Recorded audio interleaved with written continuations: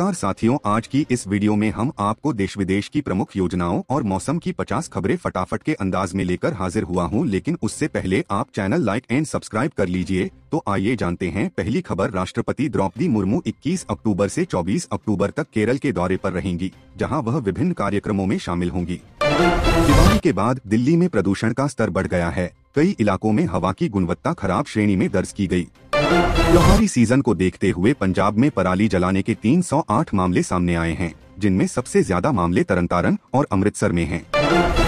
प्रधानमंत्री मोदी ने नौसेना के जवानों के साथ दिवाली मनाई और INS विक्रांत पर उनके साथ वक्त बिताया। जवानों को मिठाई भी खिलाई। सुप्रीम कोर्ट ने एक मामले की सुनवाई करते हुए कहा है कि केवल कड़वे सच के आधार पर किसी को मानहानि का दोषी नहीं ठहराया जा सकता।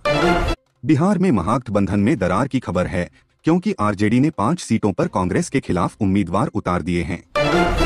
महाराष्ट्र में सरकार ने मदरसों के सरकारी फंड को रोकने की मांग की है, जिसके बाद विपक्ष ने तीखी प्रतिक्रिया दी है। बिहार विधानसभा चुनाव के लिए RJD ने अपने 143 उम्मीदवारों की घोषणा कर दी है, जिसमें गठबंधन के कुछ साथियों को भी नजरअंदाज किया गया है। दिल्ली में छठ पूजा की तैयारी जोरों पर चल रही है। यमुना नदी की सफाई का काम भी तेज कर दिया गया है।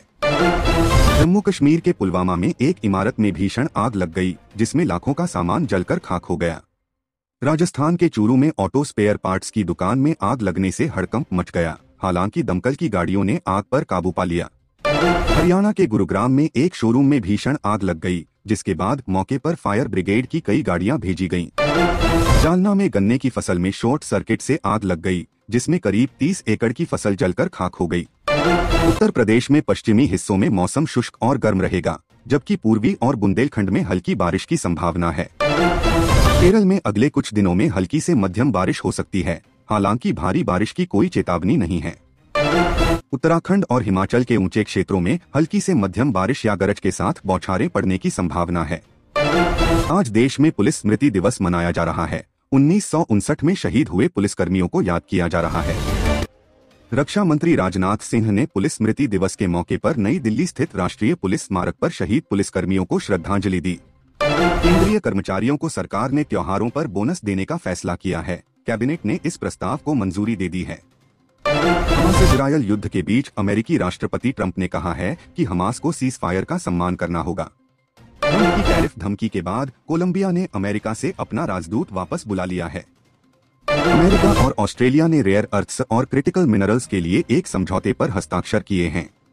अफगानिस्तान की अंडर-19 क्रिकेट टीम नवंबर में भारत के दौरे पर आएगी और ट्राई सीरीज खेलेगी। प्रसिद्ध कॉमेडियन गोवर्धन असरानी का निधन हो गया। उन्होंने कुछ घंटे पहले ही दिवाली की शुभकामना दी थी। बॉलीवुड अभिनेत्री परिणीति चोपड़ा और राघव चड्ढा माता पिता बन गए हैं, जिसकी जानकारी उन्होंने सोशल मीडिया पर दी। दिल्ली हाई कोर्ट ने कुमार सानू की आवाज का AI द्वारा अनाधिकृत इस्तेमाल रोकने का आदेश दिया। भारत का ऑटोमोबाइल निर्यात जुलाई से सितंबर तिमाही में 26% बढ़कर 16.85 लाख यूनिट के पार पहुंच गया। मुंबई में नेशनल स्टॉक एक्सचेंज NSE में आज दोपहर 1:45 से 2:45 तक दिवाली मुहूर्त ट्रेडिंग होगी। आज सोना चांदी के भावों में मामूली उतार चढ़ाव देखा गया। सोने का भाव 60,000 के आसपास रहा। अयोध्या में दीपोत्सव का भव्य आयोजन। इस साल दिवाली पर अयोध्या में दीपोत्सव के दौरान 26 लाख दिए जलाकर एक नया विश्व रिकॉर्ड बनाया गया, जिसने पूरी दुनिया का ध्यान आकर्षित किया। CM योगी ने दी वनटांगिया गांव में दिवाली की सौगात। मुख्यमंत्री योगी आदित्यनाथ ने वनटांगिया गांव में दिवाली मनाई और गरीबों तक खुशियां पहुंचाने का संदेश दिया। साथ ही उन्होंने कई विकास परियोजनाओं की घोषणा भी की। अयोध्या में अक्टूबर 2025 तक राम मंदिर निर्माण पूरा होने की उम्मीद। श्री राम जन्मभूमि तीर्थ क्षेत्र न्यास के महासचिव चंपत राय ने बताया कि अक्टूबर 2025 तक राम मंदिर का निर्माण कार्य पूरा हो जाएगा। धन्यवाद।